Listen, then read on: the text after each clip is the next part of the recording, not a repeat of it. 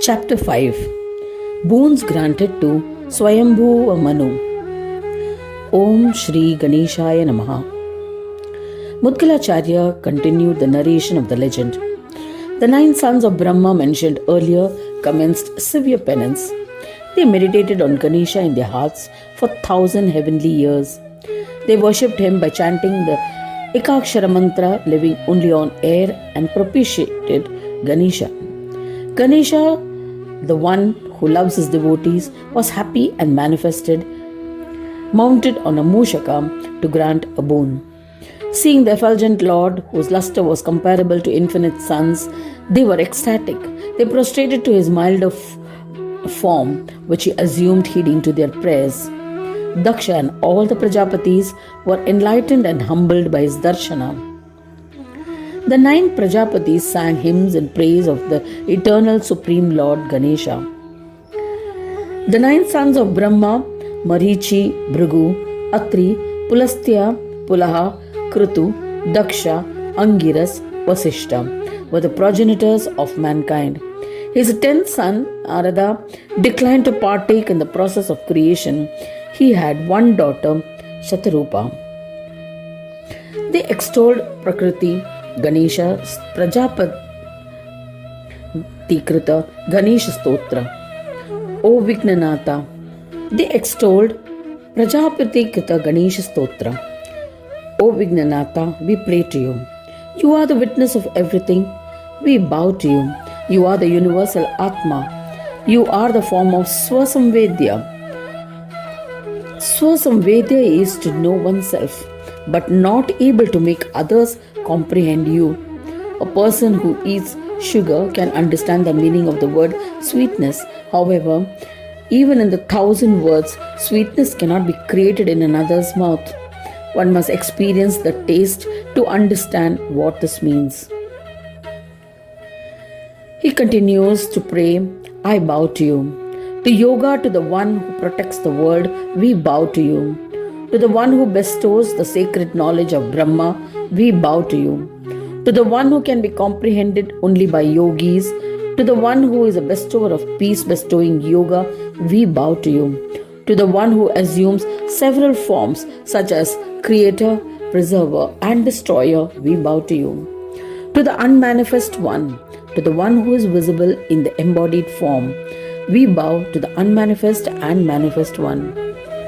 Brahma, Vishnu, Shiva, Bhanu, Shakti, Indra and Yama are your forms. We bow to you. You are the form of Agni, Nairuta, Varuna, Kubera, Vayu, Rudra and Sesha. We bow to you. Planets and stars are your forms.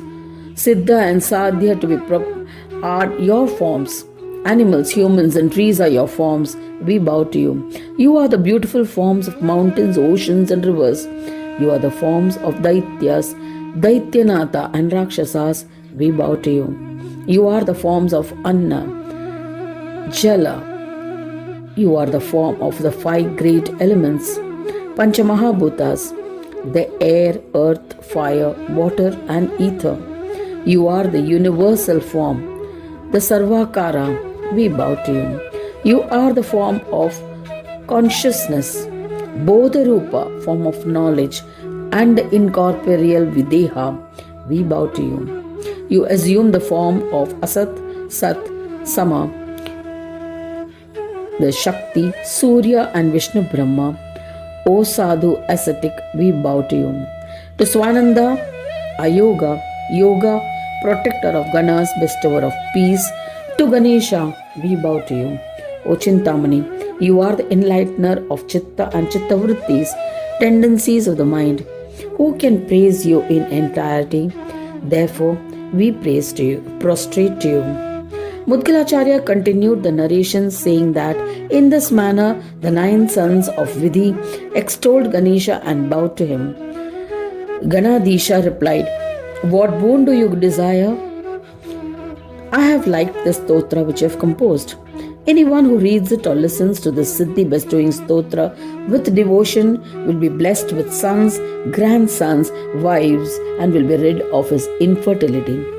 It will bestow wealth, food grains animals, enjoyments, and liberation. It will grant divinity. This auspicious stotra will grant fulfillment of desires to the humans.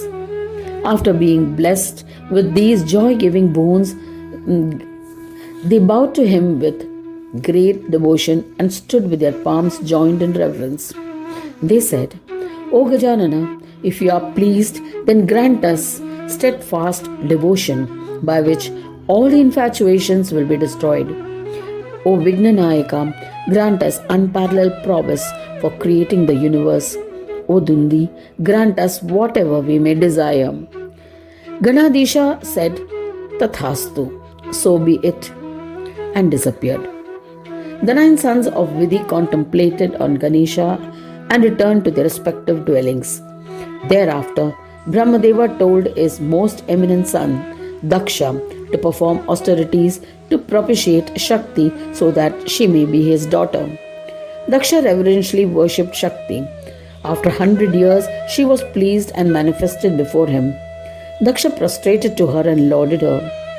He said, O divine form of Shakti, you are the form of moha, delusion of the mind which prevents one from discerning the truth.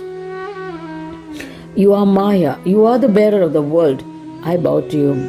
O mother of this world, Jagan Mata, I bow to you. You give life to all forms. I bow to you. You are without a beginning and the primordial one.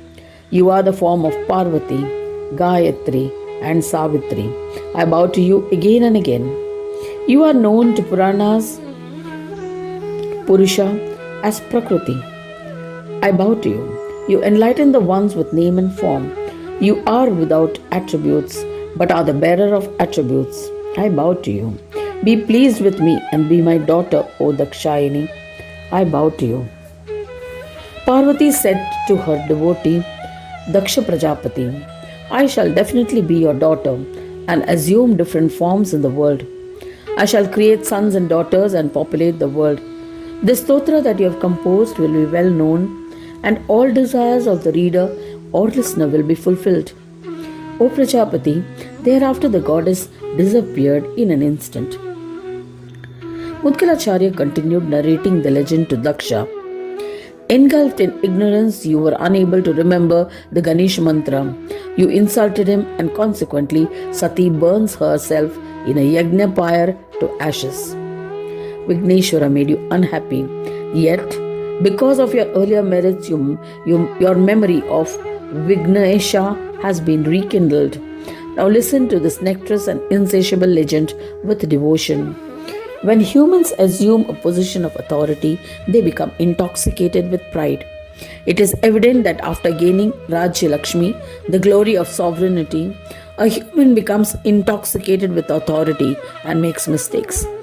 Therefore, the sages and saints never desire Lakshmi, the destroyer of knowledge. The well-known Swayambhuva Manu, along with his wife Devi Satarupa, went into a dense forest to observe penance. He meditated on Vignapa by chanting the Ekakshara mantra for 1,000 divine years and practiced intense austerities. Ganesha became pleased and manifested to grant them boons. Seeing Ganesha, Swayambhu Manu prostrated to him and performed his puja with great love and extreme devotion.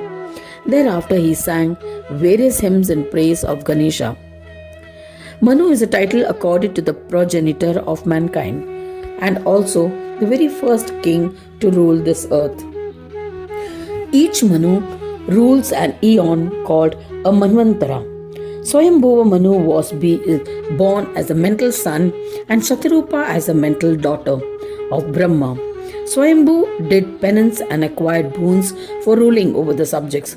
He married Shatarupa herself, one who can take 100 forms. He extolled Swayambhu Vakarta's Ganesha Stotra. O Gajanana, I bow to you. O Heramba, I bow to you. To Saguna with attributes in the shape of Omkara, I bow to you again and again. You are in the form of elephant, Gajarupa, in the Nirguna state without attributes. You are always in a state of divine bliss. I bow to you. To Ganesha who nurtures his devotees, I bow to you. You show your undifferentiated aspect in Nara and Kunjara forms, the embodied as an elephant with the human. You became the bearer of 4 arms to bestow the 4 Purusharthas. I bow to you. You are the creator of various enjoyments. You make others aware of your forms by conducting infinite divine plays. To the one who destroys the obstacles of his devotees, O Vignaraja, I bow to you. You are both Sat and Asat. I bow to you. Innumerable differences exist in you in the unmanifest form. I bow to you. You are the Lord of Swananda, the one who always bestows. Swananda, I bow to you. You ride moshaka, live within the hearts of all and engage in pleasures. I bow to you.